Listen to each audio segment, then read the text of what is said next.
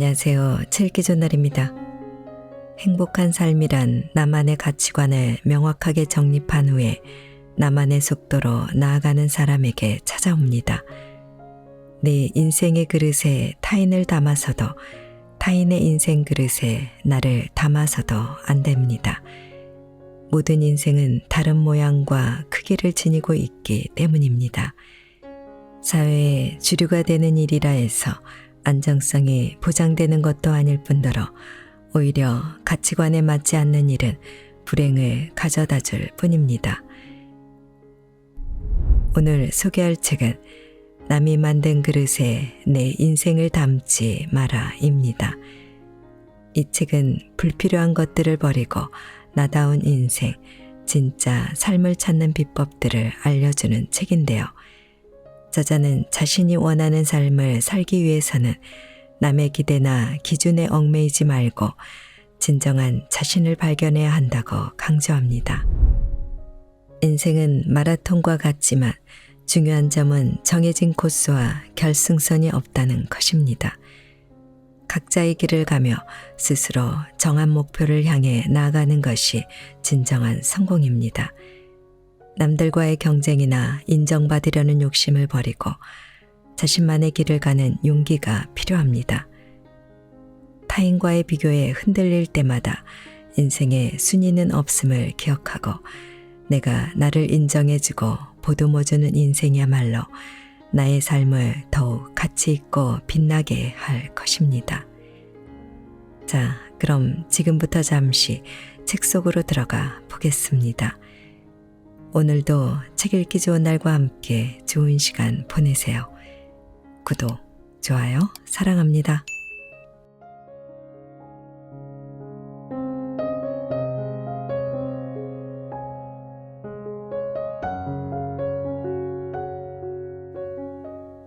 내 인생은 내가 만든 그릇에 담아라. 이 세상에는 무수히 많은 꼭 해야 할 일이 있다.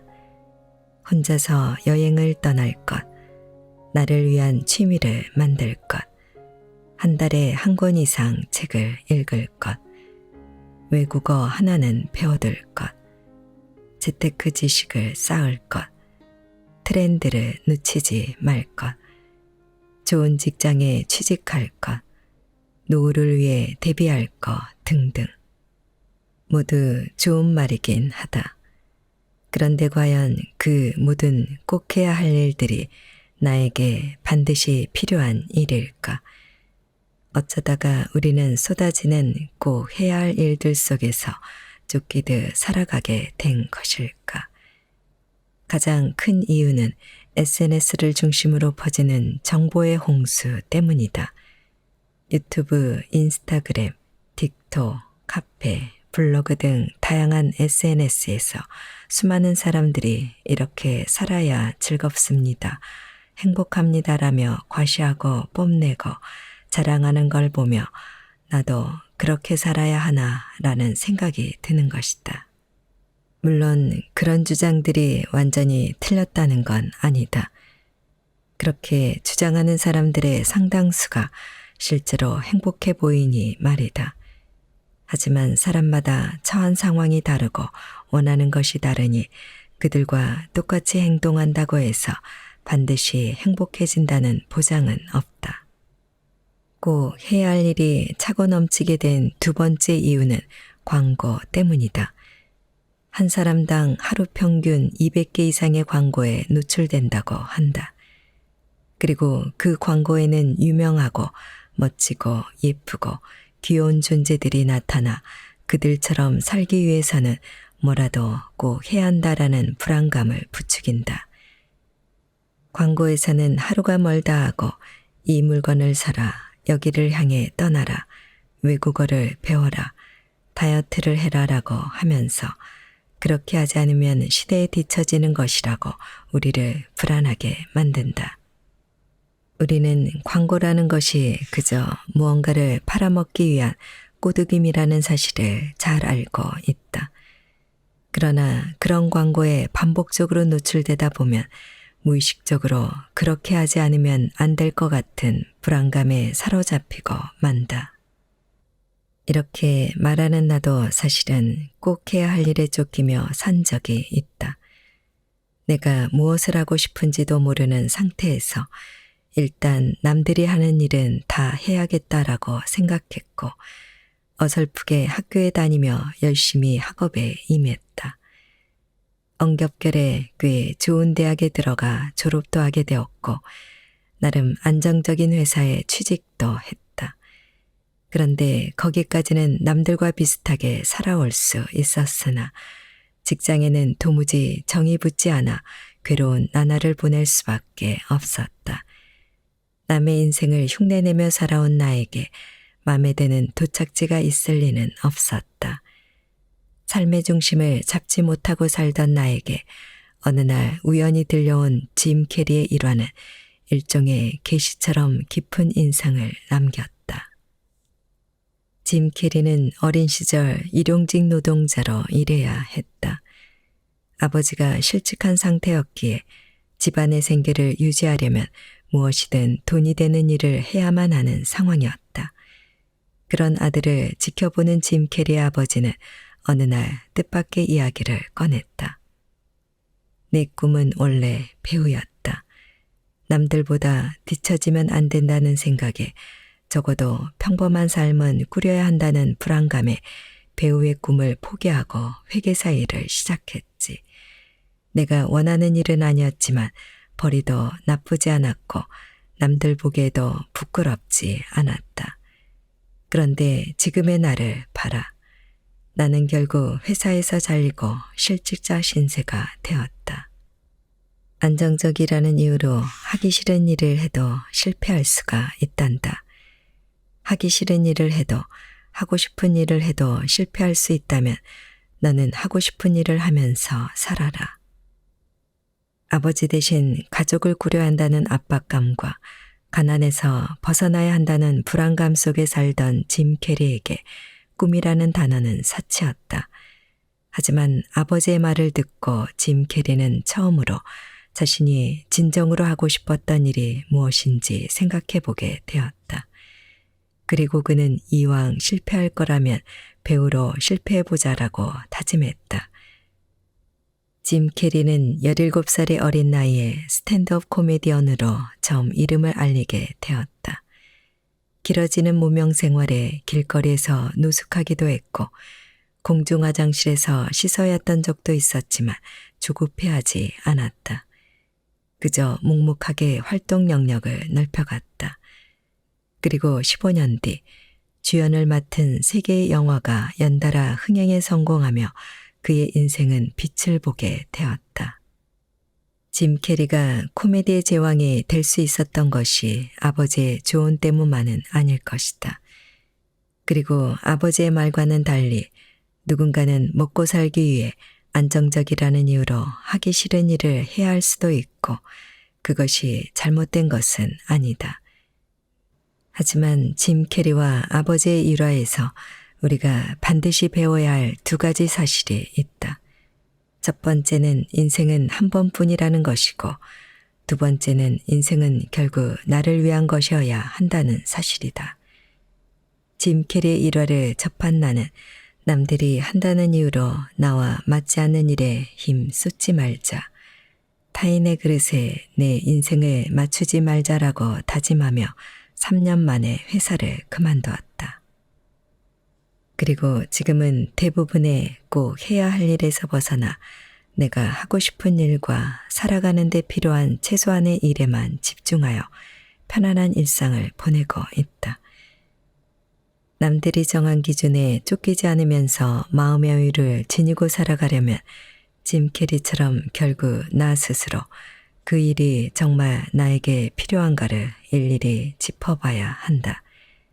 그 판단의 기준을 자신의 바깥에 두는 한 다른 사람에게 휘둘리는 삶에서 벗어날 수 없다.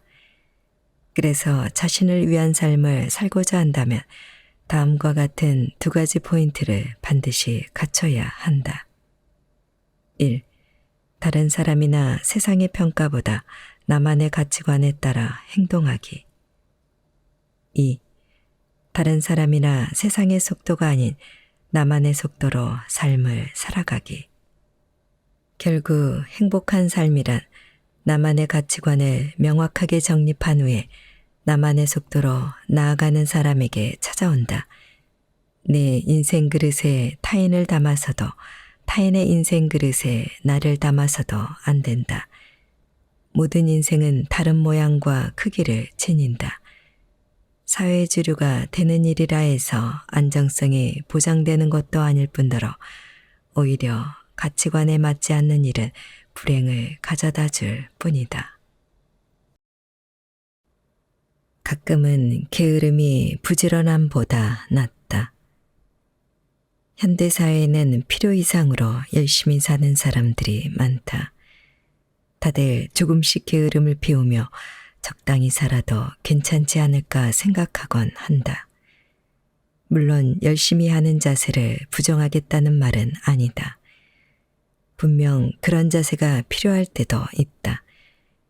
열심히 하는 순간에는 최선을 다하면 되고 왠지 잘해내고 싶은 일이 있다면 진솔한 마음에 따라 그냥 열심히 임하면 된다. 하지만 기력이나 체력의 한계를 넘어섰는데도 성공하려면 더 열심히 해야 해. 좀 더 버텨보자라고 생각하며 스스로를 다그치다가 결국 건강을 해치고 마음의 병을 얻는 사람이 꽤 있다. 결코 바람직하지 않은 일이다. 열심히 하는 것이 무조건 좋다라는 생각은 우선 버리자. 열심히 하는 것도 좋지만 그보다 더 좋은 것은 열심히 하지 않고도 해내는 것이다. 프로그래밍 언어 펄을 창시한 유명 프로그래머 레리 월은 이런 말을 남긴 바가 있다.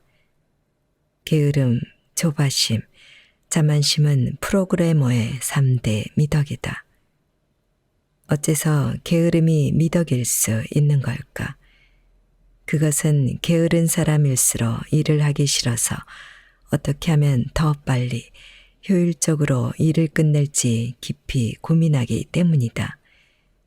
열심히 일하는 사람은 다소 귀찮은 일이 있어도 체력과 근성으로 어떻게든 버텨내지만 게으른 사람은 모든 일을 성가시게 느껴 더 효율적인 방법을 떠올리려 한다.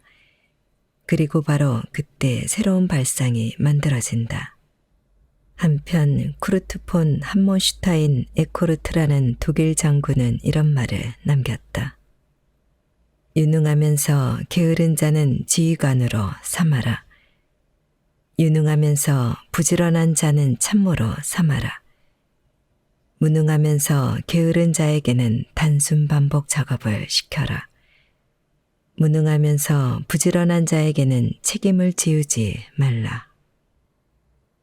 이 말에서 흥미로운 부분은 유능하면서 부지런한 자보다 유능하면서 게으른 자가 주의관에 더 어울린다는 점이다.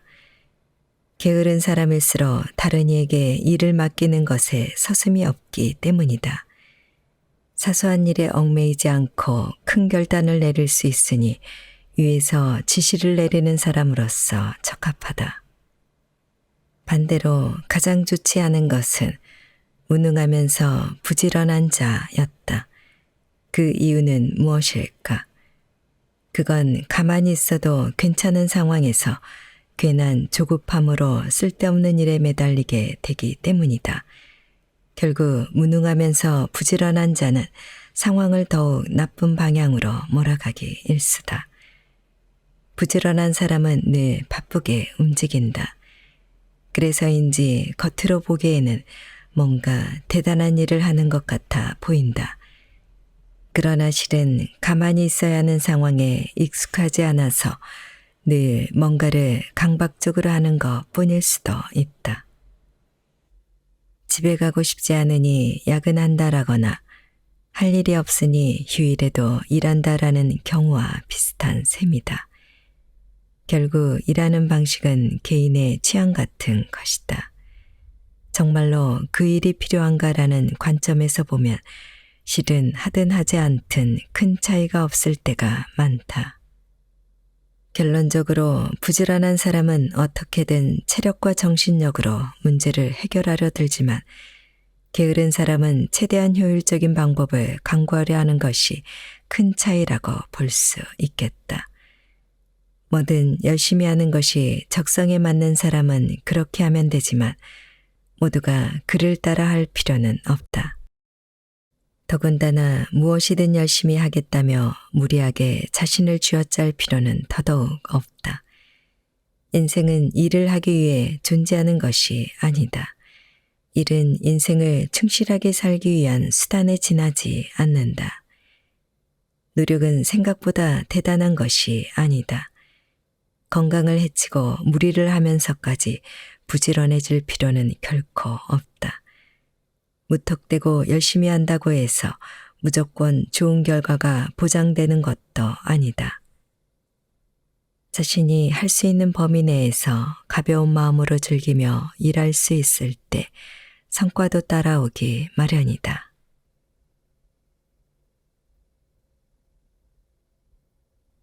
행복은 느긋함 속에 숨어 있다. 돈을 벌기 위해 일하고 일하면서 스트레스를 받고 또 그 스트레스를 풀기 위해 돈을 쓰는 악순환에 갇히진 않았는가. 행복한 삶을 위해 일하는 것이 아니라 삶을 희생해 겨우겨우 일을 하고 있진 않은가. 회사에 다니던 무렵 나 또한 그런 악순환에 빠져 있는 듯한 기분이 들었다. 매일 일하면 돈을 벌 수 있지만 그 대신 피로가 쌓인다. 그리고 그 피로를 풀기 위해 마사지를 받으러 가거나 맛있는 음식을 먹거나 어딘가에 놀러가며 열심히 번 돈을 또 써버린다. 왠지 그 모든 일이 의미 없이 쳇바퀴만 굴리는 것 같다는 느낌이 들었다.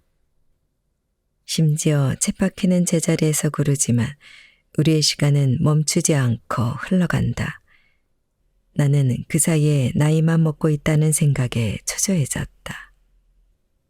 퇴근하고 집에 오면 직접 요리를 해먹을 힘이 나지 않아 배달 음식을 시켜 먹거나 외식만 하고 스트레스 해소를 위해 치킨이나 피자 같은 정크푸드만 먹다 보니 건강도 악화되고 있었다. 이럴 바에는 차라리 돈을 많이 벌지 못하더라도 매일 시간 여유가 있는 생활을 영유하는 편이 건강하고 행복한 삶이지 않을까. 그렇게 생각했고 나는 회사를 그만두었다. 그 선택은 지금도 틀리지 않았다고 생각한다. 돈과 시간에는 호환성이 있다. 돈이 없어도 시간의 여유가 있으면 공백은 상당 부분 채워지기 마련이다. 회사에 다닐 때는 시간이 부족한 만큼 빠르게 결과물을 얻기 위해 돈을 훨씬 많이 쓰게 된다. 늦을까봐 택시를 타고 시간이 없어 비싼 배달 음식을 먹는 것처럼 말이다. 지금은 산책도 할 겸 느긋하게 저렴한 물건을 파는 슈퍼에 가고 내 손으로 요리를 해서 싸고 건강에도 좋은 음식을 먹는다. 시간이 없으면 삶도 매우 단조로워진다. 외식을 하면 다양한 음식을 먹을 수 있을 것 같지만 거리가 꽤 되는 맛집을 찾아다니지 않는 이상 이동 범위 내에서 결국 비슷한 메뉴를 먹게 될 뿐이다. 책이나 음악 등의 오락거리도 헌책방이나 도서관 같은 곳을 다니며 발품을 팔면 굳이 돈을 쓰지 않더라도 즐길 만한 것들을 쉽게 찾을 수 있다. 사람들이 읽지 않았을 것 같은 특이한 책을 헌책방에서 발굴하는 재미도 쏠쏠하다. 인터넷에는 언제든 공짜로 읽거나 볼 수 있는 콘텐츠가 차고 넘친다. 스마트폰 게임 중에도 무료로 혹은 저렴하게 시간을 때울 수 있는 것들이 많다. 굳이 돈을 쓰지 않아도 친구를 만나러 갈 수 있고 집에 불러 같이 게임을 할 수도 있으며 함께 밥을 먹고 어슬렁거리며 잡담을 나눌 수도 있다. 그래서인지 아이러니하게도 나는 회사원으로 지낼 때보다 무직이 되고 난 후 친구가 더 많아졌다. 회사원일 때 나는 평일에 일을 마치면 극한의 피곤함이 몰려와 다른 약속을 잡을 기운이 도저히 나질 않았다. 주말에는 종일 누워 지내며 밀린 잠을 보충하거나 평일에 미뤄두고 쌓인 집안일을 해치우지 않으면 기본적인 일상이 돌아가지 않는 느낌이었다. 이를 관두고 나서야 다른 사람을 만날 기회가 압도적으로 늘었고 제대로 된 인간관계를 형성할 수 있게 됐다. 나에게는 돈보다 시간이 중요했다. 물론 에너지가 넘쳐나는 사람 중에는 일도 많이 하고 돈도 많이 벌고 또 그만큼 쓰며 화려한 하루하루를 꾸려나가는 이도 있을 것이다. 그런 삶을 추구하는 사람 역시 많을 테고 그럴 수 있는 사람은 그렇게 살면 된다. 하지만 세상에는 그럴 수 없는 사람도 있다. 나처럼 체력이 부족한 사람은 돈이 조금 부족하더라도 느긋하게 요리하고 매일 산책을 하고 친구와 한가하게 잡담을 나누는 시간적 여유가 넘치는 삶을 추구하는 편이 맞다. 체력이 넘치는 사람이든 부족한 사람이든 사치를 좋아하는 사람이든 수수한 사람이든 저마다 자신에게 맞는 삶의 방식을 자유롭게 취할 수 있는 사회가 건강한 사회일 것이다. 눈이 핑핑 돌 만큼 빠르게 변화하는 사회의 속도에 휘둘리지 말고 내 속도에 맞는 삶의 방식을 찾아보자.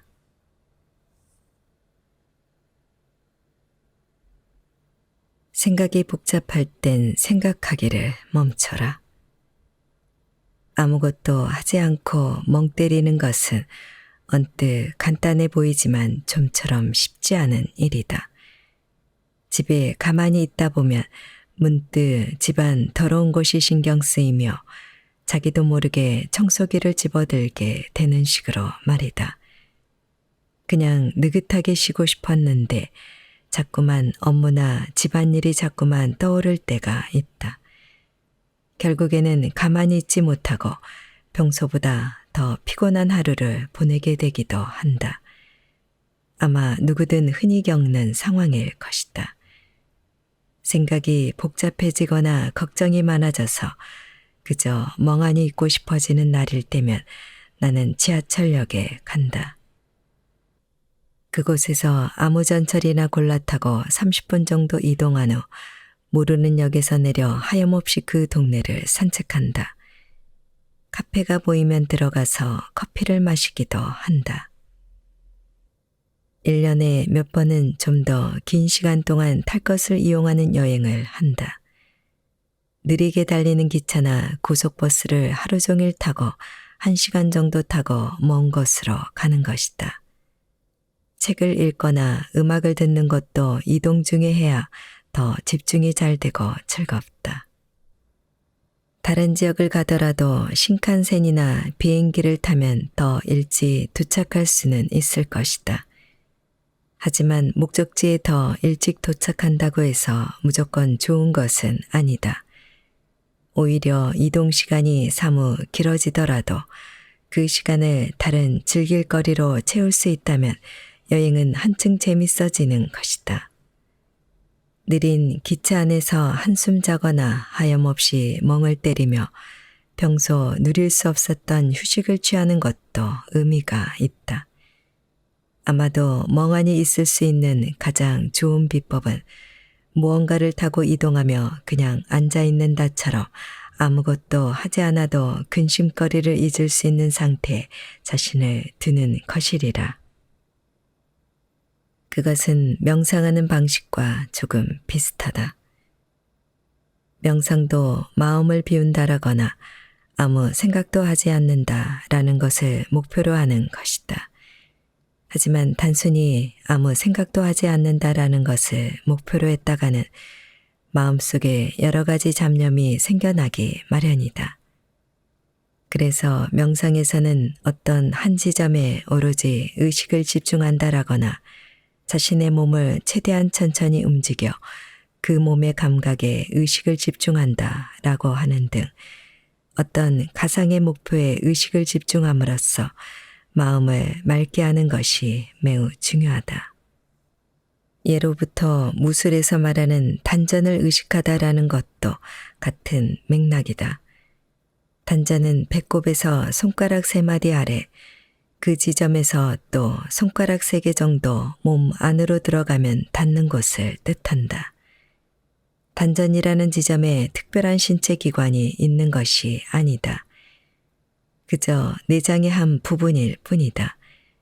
무술에서는 흔히 이 단전을 의식하며 움직이면 몸에 균형이 잘 맞고 기술에도 힘이 제대로 들어간다고 한다.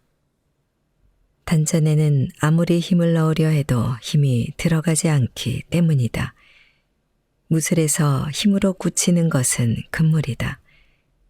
몸에 힘을 주다 경직될 경우 틈을 노리는 적에게 공격당하기 마련이다.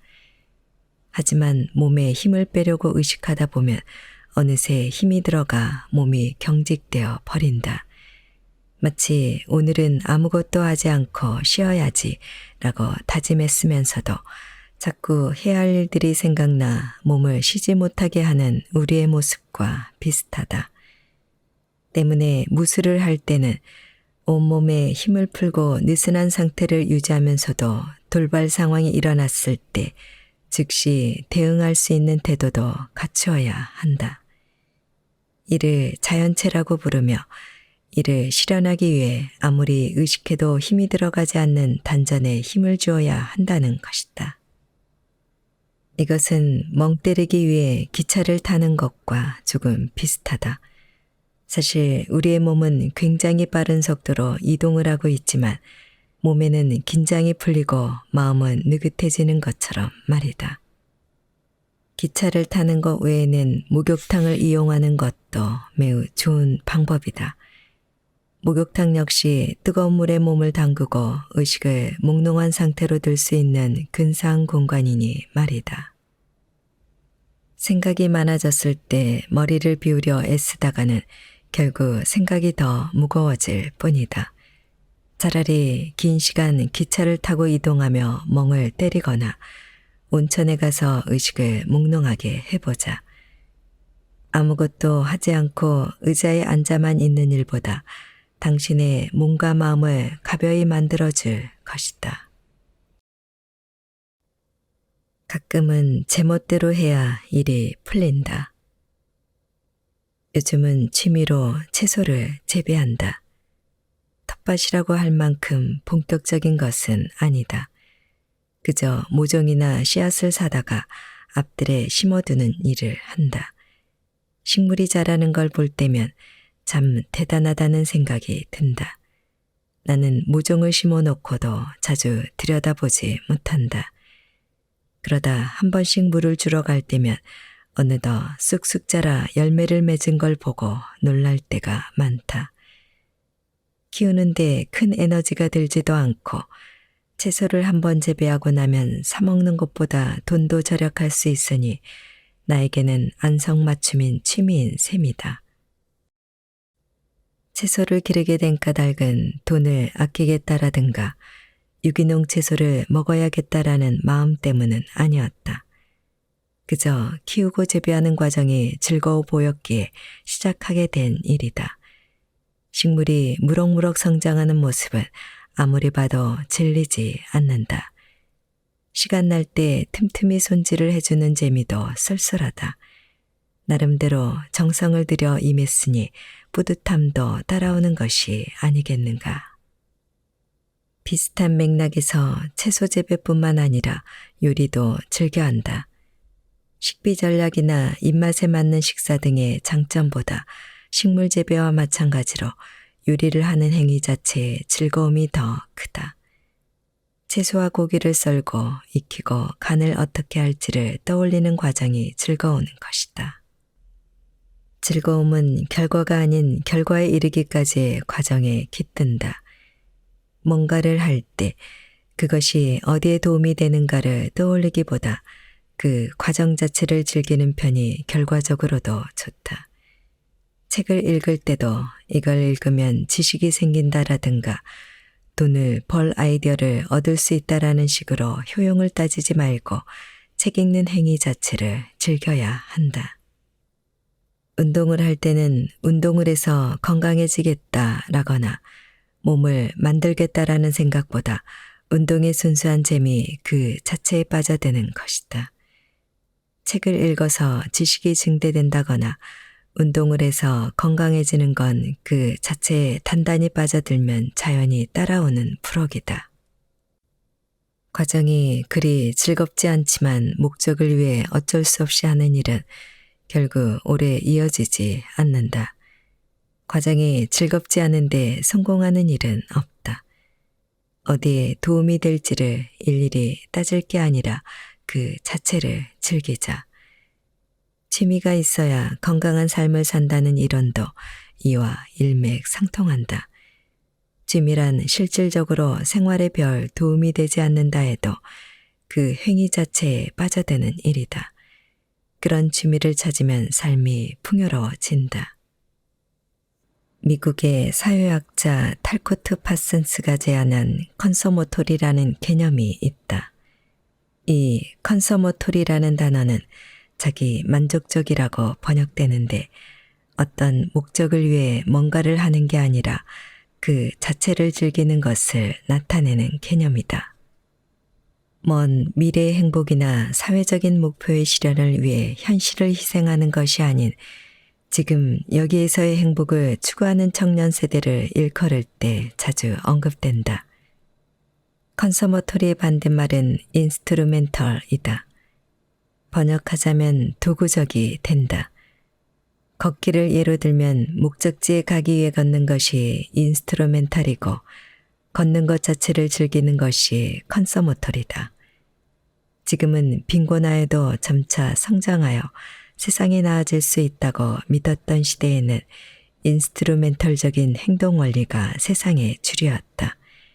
즉 지금은 가난하지만 열심히 하다 보면 언젠가 밝은 미래가 찾아올 것이다 라고 믿으며 미래를 위해 현재를 희생했던 것이다. 그러나 오늘날은 이미 경제적으로 풍요로워진 시대다.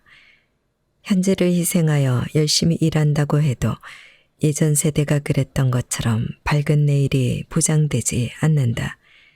따라서 차츰 현재를 즐기자라는 신념을 가지고 살아가는 사람이 늘어나는 추세다. 즉, 컨서머토리적인 행동 원리가 주를 이루게 된 것이다. 가끔은 미래를 위해 현재를 희생하여 열심히 하자라는 자세가 필요할 때도 있지만 기본적으로 인생은 컨서머리토리적으로 살아가는 것이 행복하게 사는 비법이다. 생활 속에 컨서머리토적인 부분이 없으면 인간은 버티지 못한다. 애초에 인간은 거대한 대의를 위해 살아가지 않는다. 다만 살아가는 일에 충실하기 위해 존재하는 것이다. 이 일은 어디에 도움이 될까 같은 복잡한 생각은 그만 멈춰라. 그저 순수하게 하고 싶은 일을 하자.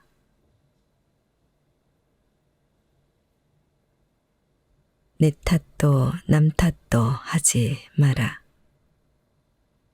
현대사회는 어떤 문제를 일으키거나 요령이 부족한 사람을 향해 다 내 책임이다. 정신 똑바로 차리고 살았다면 일어나지 않았을 일이다 라는 식으로 질책하는 목소리가 크다. 분명 본인에게도 책임이 있을지 모르겠지만 살다 보면 개인의 힘으로는 어쩔 수 없는 일이 많다. 현재 일이 잘 풀리지 않는 사람도 그렇게 되고 싶어서 그렇게 된 건 아니다. 타고난 환경으로 인해 혹은 피할 수 없었던 돌발적인 사고로 인해 어쩔 수 없이 그렇게 됐을 뿐이다. 그런 만큼 개인에게 책임을 돌릴 것이 아니라 너의 잘못으로 그렇게 된 게 아니야. 어쩔 수 없는 일이었어. 많이 힘들었지 라고 위로해 주는 편이 훨씬 현명하다. 사회학에서는 인간의 특정 행동을 사회적 영향의 측면에서 설명할 때가 많다. 예를 들어 경기의 회복과 자살률과의 연관성이라든가 부유한 집에서 태어난 아이가 좋은 학교에 진학하여 높은 수입을 취할 확률과 같은 연구를 수행하는 것이다. 물론 인간은 저마다 달라서 사회의 영향만으로 그 사람의 인생 전부를 설명할 수는 없다. 하지만 통계적으로 이런 환경에 놓인 사람이 이렇게 될 확률이 높다라는 데이터는 획득할 수 있다. 이렇게 인간은 환경에 의해 규정되는 존재라는 시각을 갖고 세상을 바라보면 어떤 일의 성공이나 실패를 한 개인의 책임으로 돌릴 수는 없게 된다. 세상에는 개인의 노력으로 바꿀 수 없는 일이 너무나도 많기 때문이다. 인간은 누구나 갑자기 예기치 못한 사고, 재난, 질병 등으로 인해 삶이 나락으로 치달을 가능성이 있다. 지금 별다른 문제 없이 행복한 일상을 영위하는 사람일지라도 사실 지금까지는 운이 좋았을 뿐일지도 모른다. 물론 모든 게 다 환경 탓이다라며 모든 책임을 사회로 돌릴 수는 없다. 그렇게 되면 한 인간의 발전을 담보할 수 없기 때문이다. 개인의 노력으로 어느 정도 성취할 수 있는 일은 분명히 있다. 모든 게 다 사회 탓이다라고 생각하면 열심히 하고 싶던 일도 괜히 의욕을 잃게 된다. 결국 모든 것은 100% 내 탓도 아니며 100% 사회 탓도 아니다. 내 책임은 50%, 그리고 나로서는 어떻게 할 수 없는 일이 50%이다. 그렇게 생각하는 것이 자신에게 너무 무르지도 엄격하지도 않은 적당한 수준의 균형이 아닐까. 알코올 중독 환자 치유 모임에 가면 리브오의 기도라는 글귀를 볼 수 있다. 신이여 저에게 주시옵소서. 바꿀 수 있는 것들을 바꿀 용기를, 바꿀 수 없는 것들은 받아들일 평온을, 그리고 바꿀 수 있는 것과 바꿀 수 없는 것을 구분할 수 있는 지혜를. 나인홀드 니버. 알코올 의존증이라는 중독은 한 번 걸리면 좀처럼 헤어나기 어렵지만 스스로 바꿀 수 있는 부분을 어떻게든 찾는다면, 그리고 바꾸려는 의지를 지닌다면 승산이 있다. 무엇을 바꿀 수 있고 바꿀 수 없는지를 구분하기가 무엇보다 어렵지만 말이다. 모두 내 힘으로 바꿔야 한다. 나에게 모든 책임이 있다라고 생각하며 살아간다면 인생이 너무나 가혹하게 느껴진다. 인생에는 자신의 힘으로 어쩔 도리가 없는 자신의 책임이 아닌 부분이 많다. 이렇게 인식하는 것만으로도 삶에 조금이나마 여유가 생기고 다른 사람에게도 너그러워진다. 어차피 온전히 내 탓인 것은 세상에 없다.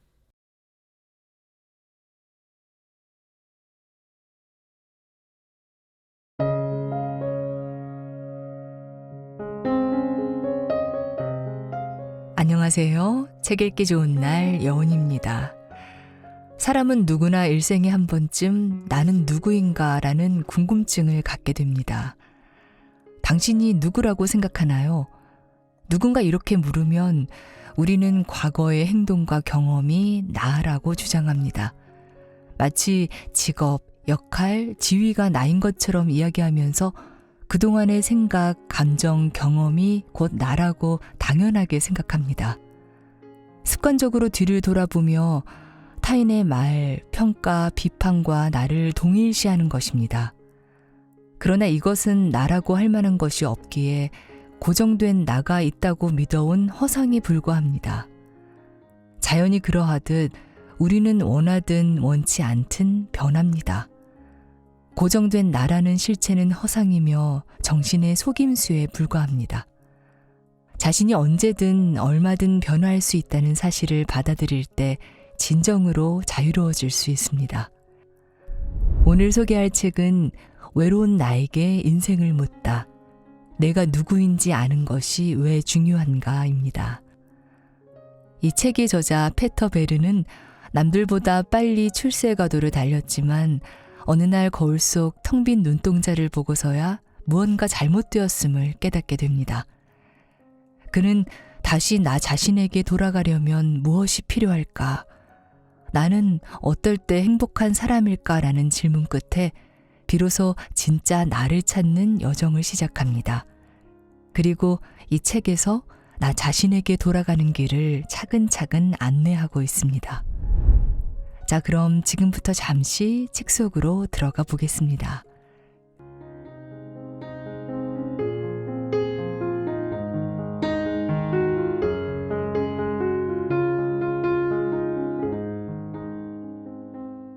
당신이 누구인지 아는 것이 왜 그리 중요할까? 6월의 화창한 일요일 아침이었다. 나는 집에서 멀지 않은 숲으로 아이를 데리고 산책을 나섰다. 지금 막 그림책에서 튀어나온 듯한 풍경이었다. 바람은 상쾌했지만 햇살은 이미 뜨거워 겉옷이 필요 없었다. 새는 지저귀고 잎사귀에 매달린 이슬이 조금씩 녹았다. 나는 아들을 아기띠에 매달아 안았다. 아이는 내 가슴에 기대어 새근새근 잠을 잤다. 잠시 후 한 남자가 강아지를 데리고 나타났다. 멀리서 보아도 몹시 초조한 듯 허둥거렸다. 입에 담배를 물었고 강아지를 산책시키려고 하는 수 없이 나온 것 같았다. 강아지가 걸음을 멈추고 킁킁 냄새라도 맡을라 치면 바로 줄을 당기며 투덜거렸다. 그 순간 의문이 들었다. 어찌 된 일일까? 아마 40년쯤만 해도 그 남자는 우리 아들 같았을 것이다. 천진한 표정으로 의욕에 불타 세상을 탐구했을 텐데 그 의욕과 사랑, 세상을 아름답게 바라보던 천진한 눈동자는 어디로 갔을까? 의무와 책임이 가득한 우리네 환경을 생각하면 그 모든 기쁨과 환희를 잃어버리는 것도 어쩌면 당연하게 보인다. 바쁘게 걸으면서 빛나는 태양을 올려다볼 생각조차 못하는 그가 당연할지도 모른다. 우리는 모두 한때 매 순간에 충실한 어린아이였다. 옛 스승들은 이런 의문에 명쾌한 대답을 던졌다. 그렇지 않다고. 현실의 본성을 똑바로 바라보았던 모든 이가 말했다. 눈에 보이는 것보다 더 많은 것이 있다고. 우리는 기쁨과 사랑의 진정한 본성을 알 수 있다고. 그저 우리가 누구인지 알아차리고 그대로 살기만 하면 된다. 굳이 무언가를 믿어야 할 필요도 없다. 직접적인 경험이 중요하다. 믿음은 오히려 걸림돌만 된다. 그렇다면 어디서 시작해야 할까? 이 질문에도 옛 스승들은 명쾌한 대답을 주셨다. 예수는 말씀하셨다. 이르시되 진실로 너희에게 이르노니 너희가 돌이켜 어린아이들과 같이 되지 아니하면 결단코 천국에 들어가지 못하리라. 마태복음 18장 3절. 힌두교에서는 말한다. 어린아이 마음이 깨인 마음이다. 불교에서는 초심을 역설한다. 이 모든 가르침은 우리가 이미 무엇인지, 어린 시절 무엇으로 살았던지를 말한다. 그 기쁨을 되찾겠다고 꼭 아이처럼 행동할 필요는 없다. 다시 매 순간을 온전히 새롭게, 온전히 선명하게, 순수하게 바라보는 훈련을 열심히 하면 된다. 명상은 이렇듯 선명하게, 항상 새롭게 보고 듣고 냄새 맡고 느끼고 맛보는 능력을 삶에 다시 불러와 줄 것이다. 명상은 해묵은 패턴에 휩쓸리지 않고 만물을 직접 인식한다. 조금씩 과거의 각인과 상처, 사고 습관과 해로운 감정들에서 해방된다. 묵은 때를 벗기고 자유를 되찾는 이야기를 하다 보니 태국의 불상 이야기가 떠오른다. 태국의 진흙불상. 태국 어딘가의 절에 큰 진흙불상이 있었다. 군데군데 새규리 파편이 박힌 그 불상은 수백 년 동안 봐주는 이 하나 없이 묵묵히 제자리를 지켰다. 1954년에 법당을 새로 지으면서 불상을 새 법당으로 옮기기로 했는데 옮기는 와중에 밧줄이 하나 뚝 끊어지면서 무거운 불상이 그만 바닥에 쾅 떨어졌다. 그런데 충격으로 진흙이 떨어진 자리에서 금빛 찬란한 무언가가 보였다. 일꾼들은 당장 작업을 멈추고 진흙을 조심스레 벗겨냈다. 두꺼운 진흙 밑에는 5,500kg 무게의 숭금 불상이 숨어 있었다. 불상을 연구한 학자들은 이 불상이 13세기나 14세기 스쿠오타이 왕조 시대에 만들어졌고 1767년 미얀마 침공 때 약탈을 방지하기 위해 진흙으로 덮였을 것이라고 추측했다. 그 후 서서히 사람들의 관심에서 멀어졌고 누구도 그 안에 순금이 들었는지 알지 못하게 된 것이다. 이 이야기는 우리 모두에게 무한히 값진 본성이 숨어 있음을 멋지게 비유한다. 우리의 본성은 황금 불상보다 훨씬 더 값지지만 우리는 그 사실을 망각하였다. 딱딱한 껍질이 부서지고 본성이 드러나려면 충돌이, 끊어진 밧줄이, 그러니까 얼핏 불행으로 보이는 사건이 필요하다. 그러나 무한히 값진 본성을 깨닫기 시작하면서 진짜가 드러난다. 우리는 조금씩 우리 것이 아닌 껍데기를 벗겨내고 본성을 끄집어낸다. 진정한 인격 발달인 셈이다. 내 것이 아니었던 것은 버리고 진정한 나만 남긴다. 거의 모든 명상 수행이 이 과정을 따른다. 힌두교, 특히 아드바이타 베단타 학파에서는 이 과정을 네티네티라 부른다. 네티네티는 이것도 아니고 저것도 아니다 라는 뜻으로 자신의 본성을 찾는 명상 과정을 말한다. 본성은 눈에 보이지 않는다. 진정한 본성이 드러날 때까지 낡은 껍질을, 차곡차곡 쌓인 정체성을 조금씩 벗겨내야 한다.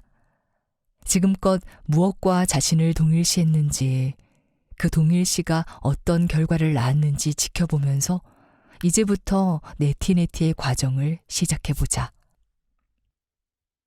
다수가 말한다고 해서 진실은 아니다. 영적 자기인식은 새롭지 않다. 인류 역사를 돌이켜보면 직접적인 영적 경험을 추구한 개인이나 집단은 꾸준히 있었고 심지어 한 문화 전체가 그러기도 했다. 수많은 옛 선인들이 자기 인식의 중요성을 알리려 애썼다. 아폴로 신을 모시는 그리스 델피 신전문에도 너 자신을 알라는 문구가 새겨져 있다. 위대한 고대 그리스 철학자 플라톤은 자기 인식의 중요성을 유명한 동굴 비유로 설명하였다. 사람들은 컴컴한 동굴에서 벽을 바라보며 앉아있다. 저 멀리 뒤편에 입구가 있건만 족쇄에 묶여 평생 입구에 불이 비추는 그림자만 보며 살았기에 그것만이 현실이라고 믿는다. 양옆에 앉은 사람들도 다 그렇다고 말한다. 하지만 족쇄를 끊고 밖으로 나가는 길을 찾아야만 진짜 인생을 깨닫고 더 나아가 족쇄를 찬 현실에 저항할 수 있다. 당신도 똑같이 당신만의 바위벽을 보고 앉아서 진짜를 그림자와 투사와 혼동한다. 세상을 바라보면서도 모든 것이 투사며 그림자에 불과하다는 사실을 깨닫지 못한다. 행복, 사랑, 기쁨이 저 바깥 어딘가에 있다고 믿는다. 사랑, 기쁨, 삶 자체가 당신 안에 있다는 사실을 조금씩 깨닫는다면 모든 것이 달라진다. 사랑과 기쁨은 언제나 당신 안에 있었지만 당신은 그것을 그림자처럼 바깥에 영삼하게 투사하였다. 배우자에게, 자식에게, 돈에. 그러나 바깥에서 보았던 모든 것은 그림자에 불과하다.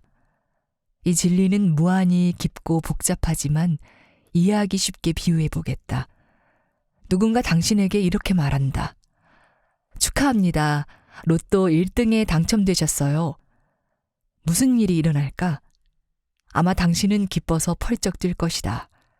자신의 행운을 믿을 수 없고 거금이 통장에 찍힌다는 기대에 온종일 웃음이 떠나지 않는다. 로또에 당첨되다니 너무 기분이 좋아라고 생각할 테지만 실상 그렇지 않다. 그저 소중하다고 생각한 것, 돈을 기쁨과 연결하였을 뿐이다. 실상 기쁨을 불러온 장본인은 당신이다. 당신이 기쁨의 원천이다. 배우자도 마찬가지다. 저런 사람한테 사랑받으면 얼마나 행복할까. 그 사람이 당신을 사랑한다면 다음에는 이렇게 생각한다. 저 사람이 날 사랑해주다니 너무 행복해. 그러나 행복의 원천은 그가 아니라 당신이다. 경험과 그리움의 원천은 늘 당신이었고 지금도 당신이다. 플라톤이 가르치고자 했던 또 하나의 문제는 스승이다. 족쇄를 풀고 바깥으로 나간 동굴 인간은 무엇을 할까? 일단 바깥 세상에 익숙해져야 할 테지만 금세 다른 동굴 인간들에게 해방의 기쁨과 바깥 세상의 아름다움을 알려주려 애쓸 것이다. 하지만 다른 이들은 못 믿겠다는 듯 고개를 젓고 벽에 비친 그림자를 가리키면서 그것만이 현실이라고 우긴다. 그림자는 늘 있었고 앞으로도 그럴 것이야. 우리 아버지도 그림자를 보았고 우리 어머니도 보았어. 모두가 다 보고 있고.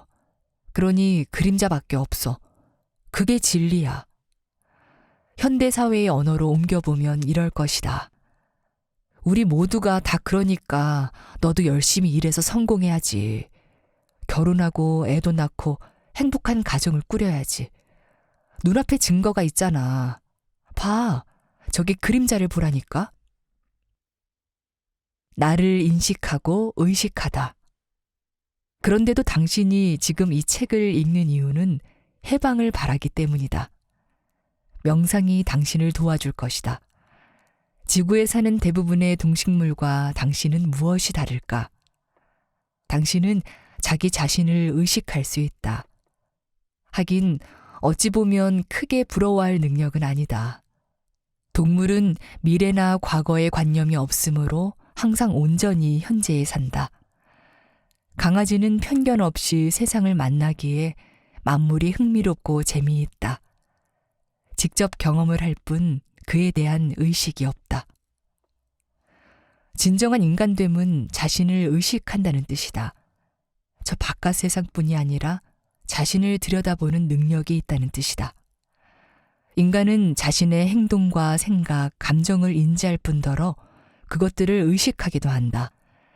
그리고 마지막에 가서는 자기 자신을 의식한다.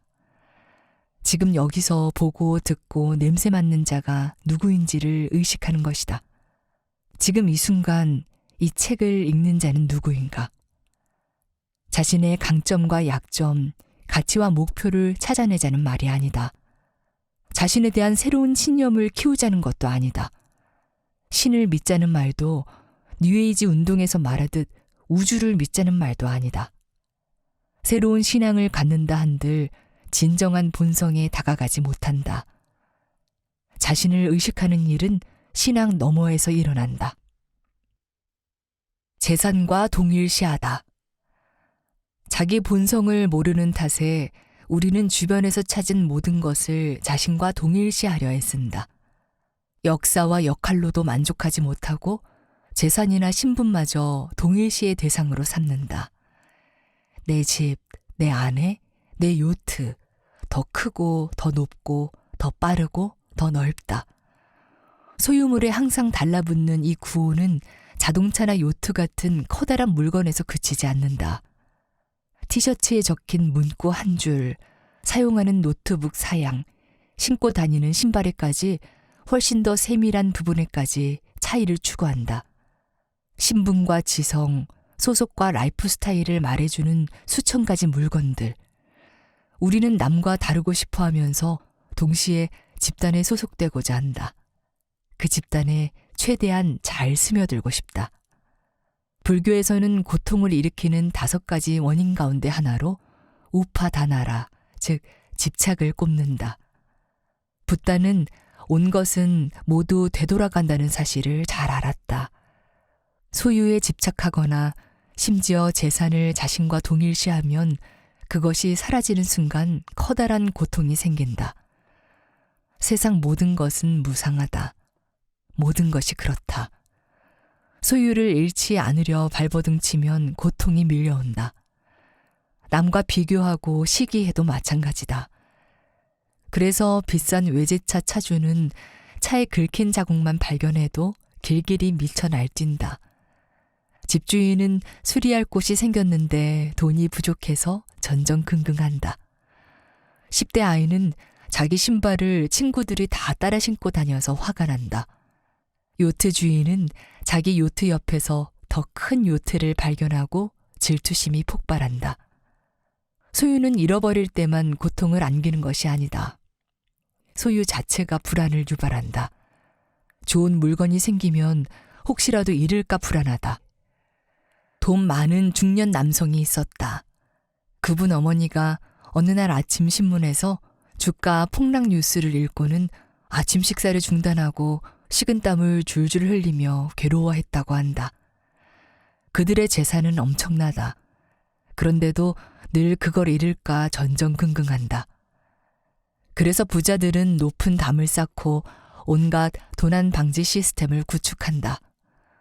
재산이 자신의 전부이므로 잃을지도 몰라 불안하기 때문이다. 스타워즈의 스승 요다는 이런 말을 했다. 잃을까봐 두려운 것을 버리는 연습을 해. 두려움은 암흑으로 가는 길이지. 두려움은 분노를 낳고 분노는 증오를 낳고 증오는 고통을 낳거든. 그렇다고 있는 재산 다 기부하고 노숙하라는 말이 아니다. 있는 만큼 즐기되 헤어질 때가 되면 언제라도 버릴 각오를 하라는 말이다. 아래에서 소개할 고대 인도의 옛 이야기에서 그 지혜를 배워보자. 자나카 왕이 왕국을 바치다. 옛날에 자나카 왕이 살았다. 아직 젊던 왕은 위대한 스승을 찾아 가르침을 얻고 싶었다. 자나카가 아는 가장 위대한 스승은 아슈타바크라였다. 온 나라에 아슈타바크라가 대단한 스승이라는 소문이 자자했다. 자나카가 제자가 되기를 청하자 아슈타바크라는 그를 제자로 받아들였다. 자나카는 잠시 대리인에게 왕국을 맡기고 아슈타바크라가 사는 곳으로 가서 요가와 명상을 배웠다. 정신을 다스리는 법도 배웠고 온갖 영적 원리들도 배웠다. 또 평정심에 대해서도 많은 가르침을 받았다. 인도에서는 배움이 끝나면 제자가 스승에게 선물을 드리는 것이 관례이다. 그것을 다크시나라고 부른다. 정해진 액수는 없고 각자 바칠 수 있는 것을 바친다. 자나카는 왕이었기에 정말로 많은 것을 줄 수 있었다. 물론 아슈타바크라는 만족을 아는 위대한 스승이기에 더 필요한 것이 없겠지만 자나카는 스승에게 물었다. 스승님, 제가 다크시나를 바치고 싶습니다. 무엇을 드릴까요? 아시다시피 저는 가진 것이 많습니다. 원하시면 뭐든지 다 드리겠습니다. 아슈타바크라가 대답했다. 뭐든 다 주겠다고 했느냐? 자나카가 말했다. 네, 저의 말은 곧 왕의 말입니다. 뭘 바라시든 다 드리겠습니다. 스승님께 너무도 많은 것을 배웠습니다. 그러니 무엇이든 못 드리겠습니까? 아슈타바크라가 미소를 지으며 말했다. 그렇다면 너의 왕국을 다오. 왕국이 갖고 싶구나. 자나카는 예상치 못한 대답에 깜짝 놀랐지만 한 번 뱉은 말은 꼭 지키는 사람인지라 이렇게 대답했다. 알겠습니다. 약속을 지키겠습니다. 왕국을 드리겠습니다. 두 사람은 즉각 말을 실행에 옮겨 아슈타바크라가 양피지를 가져오고 자나카가 옥새를 찍었다. 아슈타바크라는 제자 몇을 불러 증인으로 삼았다. 자나카는 아슈타바크라에게 옥새와 몇 가지 권력의 상징들을 건네주었다. 일을 마치자 아슈타바크라가 웃으며 말했다. 고맙네. 자네는 이제 가도 좋아. 자나카는 어디로 가야 할지 몰랐다. 왕궁에서만 살았던 터라 어디에 무엇이 있는지 몰랐지만 어떻게든 되겠지 하는 심정으로 길을 나섰다. 조금 걸으려니 아슈타바크라가 큰 소리로 그를 불렀다. 자나카! 이리로 오게! 자나카가 스승에게 달려가니 스승이 말했다. 자네도 알다시피 나는 여기 숲에서 잘 지내고 있네. 왕국을 어떻게 다스려야 할지도 잘 모르겠고, 허니 자네가 나 대신 왕국을 다스려 주겠는가? 단 조건이 두 가지 있네. 첫째, 자네는 왕인 듯 행동하고 스스로 왕이라 칭하게. 둘째, 나는 언제라도 자네에게 가서 왕국을 돌려달라고 할 수 있네. 자나카가 웃으며 고개를 끄덕였다. 그렇게 자나카는 다시 왕국으로 돌아갔지만 이제 왕국은 그의 것이 아니었다. 자나카는 왕인 양 행세했고 왕궁에서 살았으며 옥좌에 앉아 왕의 일을 처리했지만 마음 깊은 곳에서는 늘 이곳이 자기 왕국이 아니라는 사실을 잊지 않았다. 몇 개월에 한 번씩 아슈타 바크라가 찾아와 웃으며 물었다. 자나카, 어찌 지내는가? 내가 왕국을 맡을까 고민이 되지만 잠시 더 자네에게 맡기기로 하지. 자나카는 열과 성을 다해 왕국을 다스렸다. 스승을 위해서라면 무엇이든 하고 싶었기 때문이다. 그는 스승의 윤리 원칙에 맞게 나라를 다스렸다. 정의롭고 평화롭고 공평하게. 그리고 언제라도 스승이 와서 왕국을 가져갈 수 있다는 사실을 명심하였다. 스승의 마음에 들지 않으면 언제라도 다른 사람에게 왕국을 줘버릴 수 있었다. 이렇게 생각하니 그는 혹시 잘못할까 불안에 떨지 않고 마음 편히 맡은 소임을 다할 수 있었다. 물론 자나카는 왕처럼 살았다. 왕이 누릴 수 있는 사치를 한껏 누렸다. 사람들이 왕을 공경하고 우러러보려면 사치도 필요했다. 하지만 이 모든 것을 언제라도 이룰 수 있다는 사실을 잊지 않았고 덕분에 스트레스를 이기고 책임을 다하며 능력을 한껏 발휘할 수 있었다. 수많은 이야기에서 자나카는 세속적으로 살되 세속적인 소유와 신분을 자신과 동일시하지 않은 대표적인 인물로 등장한다. 사치를 누리지만 사치에 집착하지는 않는다. 물론 자나카를 이처럼 훌륭한 인물로 성장시킨 것은 아슈다바크라의 지혜로운 한 수였다. 우리도 다르지 않다. 나의 것은 없다. 집이 한 채 있다 해도 그것이 진정 나의 것은 아니다. 집이란 그저 특정한 장소에 쌓은 돌덩어리일 뿐이다. 종이에 그것이 당신 집이라고 적혀 있다 한들 사실 언제라도 빼앗길 수 있다. 지진이 나서 집이 무너질 수도 있고 불이 나서 다 타버릴 수도 있으며 빚을 너무 많이 져서 은행에서 가져갈 수도 있다. 그 집은 누군가의 소유가 아니라 일정 시간 동안 맡은 물건이다. 물론 당신은 당신 것인 양 집을 가꾸고 수리하고 보살핀다. 공식적으로도 주인은 당신이다. 하지만 언제라도 그 집을 빼앗길 수 있음을 받아들이면 집착이 사라진다. 몸과 동일시하다. 수많은 역할과 성격에 이어 그보다 훨씬 더 확실한 형태의 동일시가 있다. 바로 자기 몸과의 동일시이다. 특히 요즘 같은 소비사회에선 몸에 대한 이미지가 사람들의 마음에 깊게 뿌리내렸다. 일단 외모에서 시작된다. 사회에는 남자는 어때야 하고 여자는 어때야 한다는 이상이 있다. 잡지건 미디어건 광고판이건 어디로 눈을 돌려도 완벽한 몸이 우리를 보며 웃는다. 특히 젊은 사람들은 이런 이상과 자신을 쉬지 않고 비교하고 조금이라도 자신이 그 이상에서 벗어나면 금방 기분이 상한다. 수많은 이상을 쫓아 헬스장으로 화장품 가게로 달려가거나 성형수술을 받고 작은 주름 하나 조금 모자란 근육에도 안달복달한다. 모두가 무의식적으로 그릇된 이상 속 몸과 자신을 동일시하며 끝없는 자기 최적화의 악순환에 빠져들지만 그 모든 노력은 결국 실패할 수밖에 없다. 아무리 가꾸고 단련한들 어떤 육체라도 무너뜨리는 한 가지 요인이 있기 때문이다. 바로 시간이다. 건강한 생활 양식과 알약과 호르몬은 노화를 늦출 수는 있어도 한 가지 진리만은 피할 수 없다. 만물은 변한다. 영원한 것은 없다.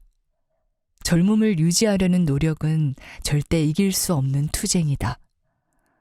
내 말을 오해하지는 마라. 나도 건강한 생활 습관을 유지하려 노력하고 열심히 운동한다. 하지만 뒤돌아보면 나 역시 오랜 시간 어떤 이상을 뒤쫓았다. 그러기에 의식적으로 이런 동일시를 버리려고 노력한다. 그런 의미에서 다음의 훈련법을 소개하고 싶다.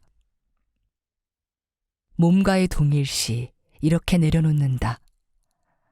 5분 정도 시간을 내서 집에서 가장 큰 거울 앞에 선다.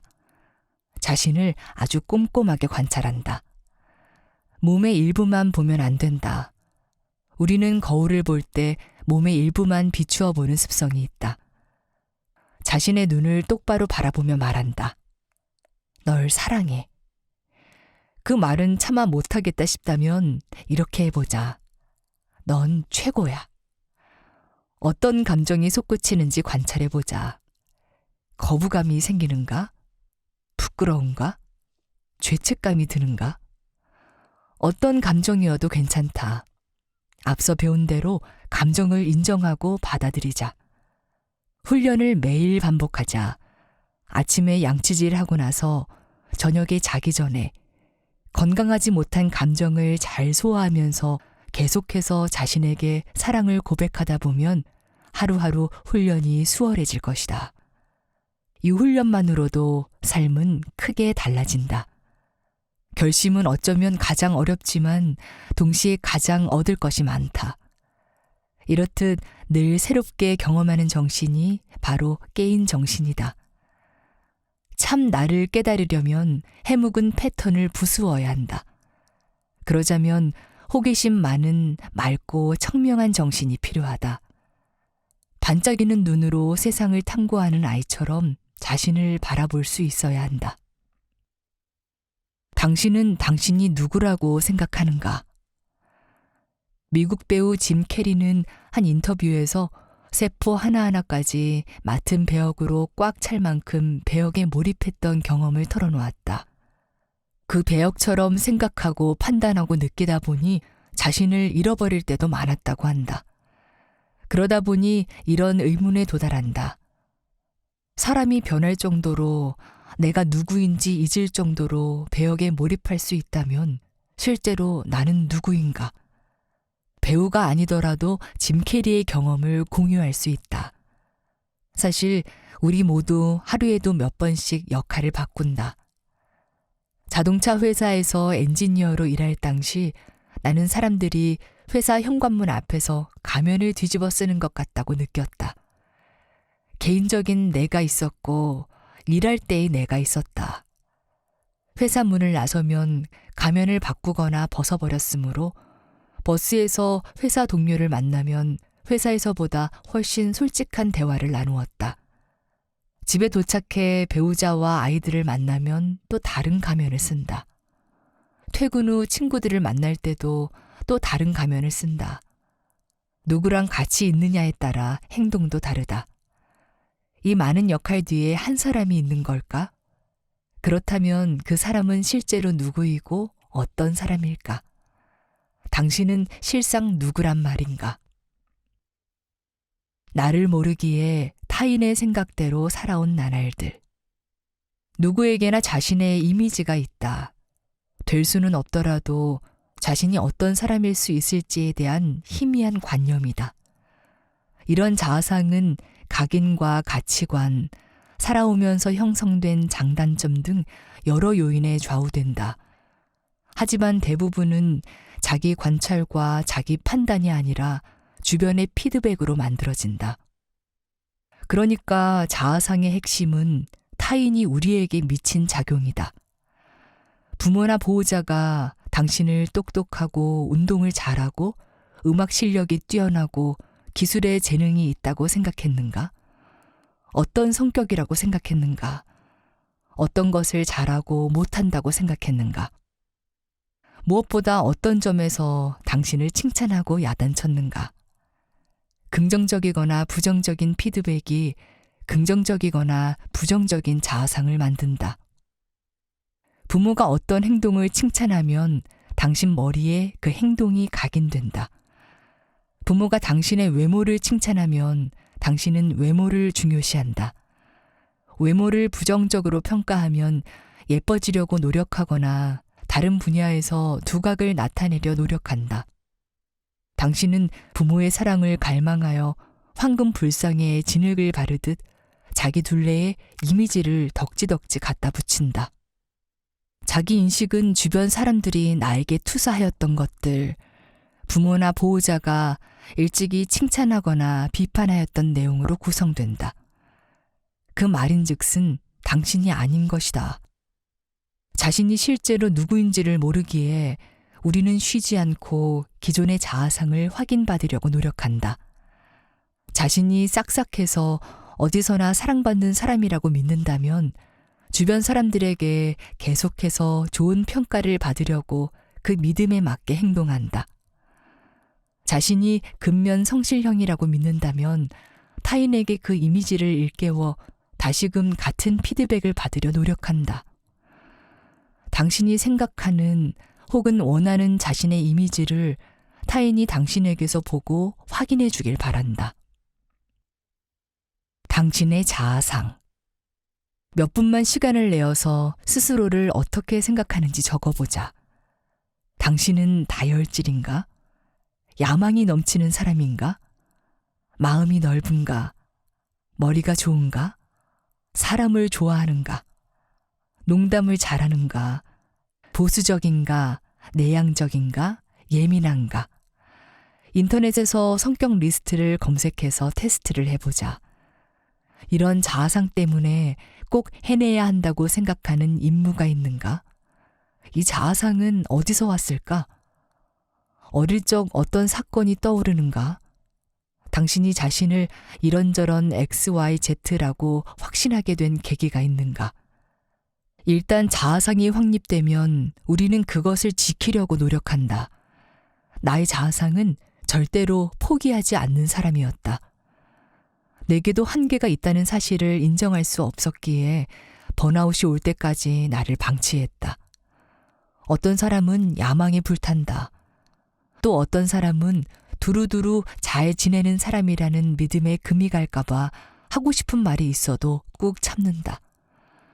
완벽주의자의 탈을 쓰고서 자신을 몰아세우는 사람도 있고 유쾌한 사람이라는 틀에 갇혀 울지 못하는 사람도 있다. 당신은 당신의 성격이 아니다. 이렇게 말하면 성격을 완전히 뜯어 고쳐야 한다고 생각하는 사람이 많다. 명상을 시작하면 성격을 완전히 바꿔야 한다고 믿는다. 절대 그렇지 않다.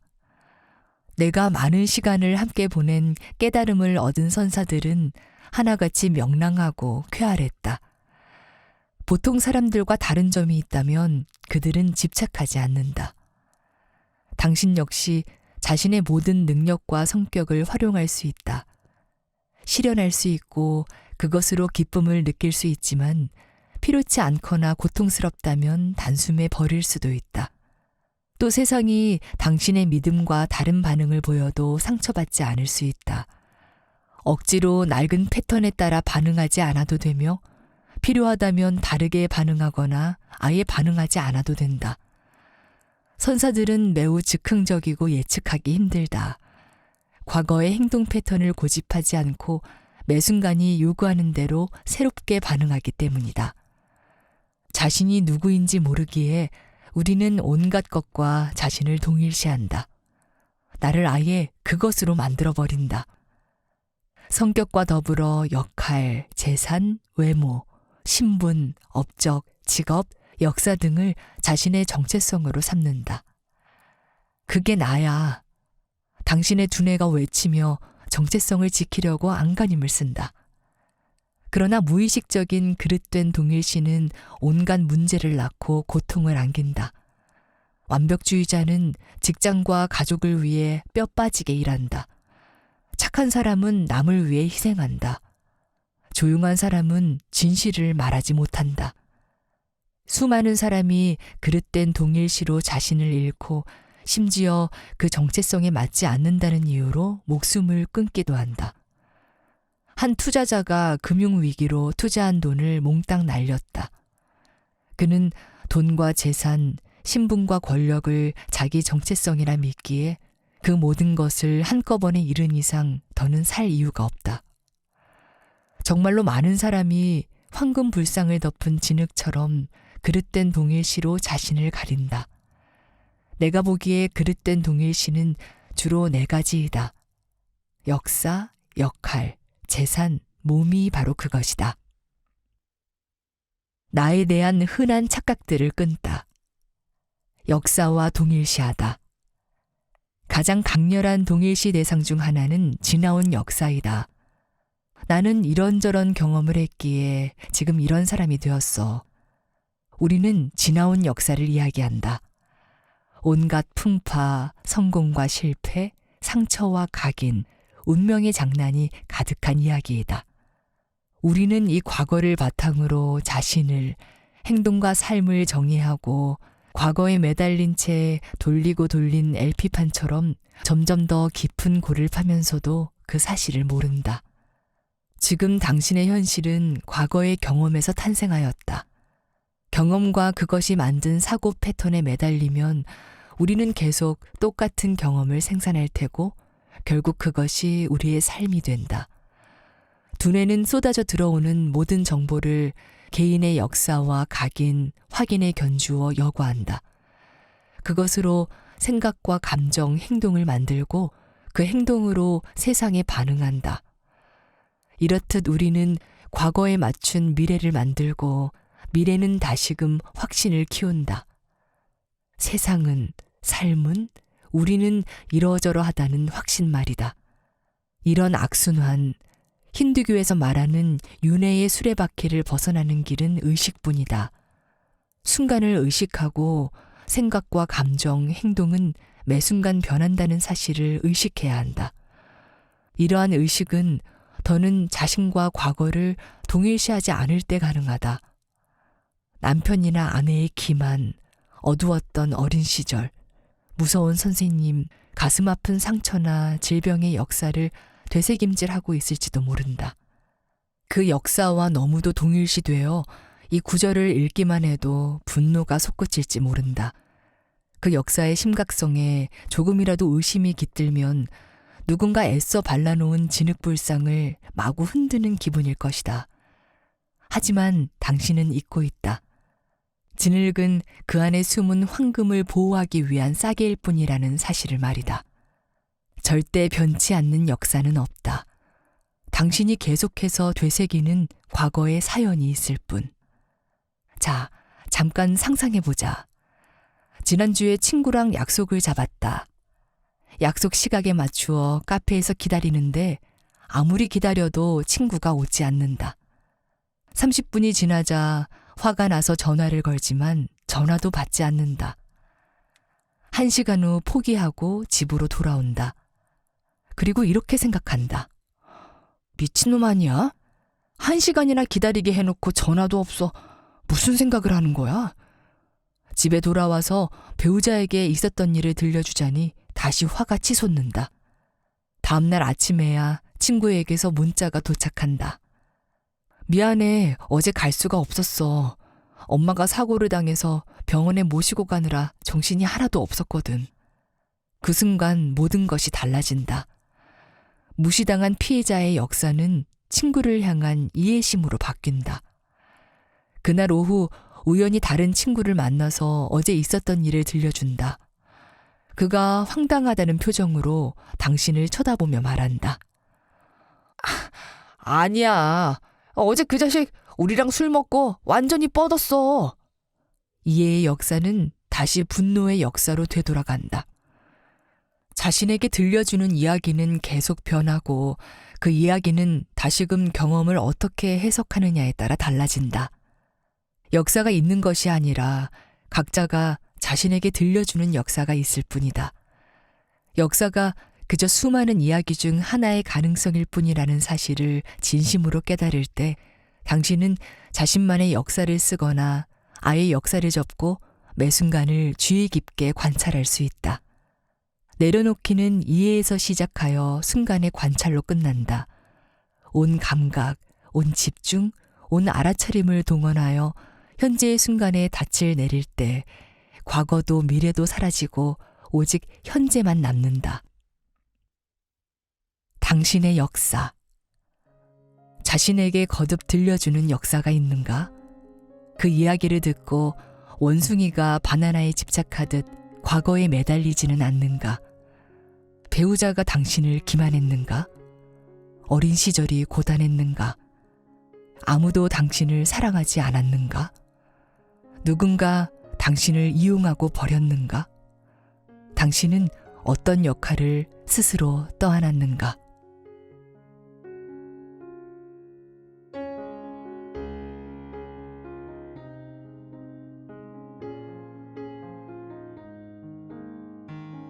책 읽기 좋은 날, 오늘은 여기까지입니다. 안온하고 평안한 시간 되세요. 감사합니다.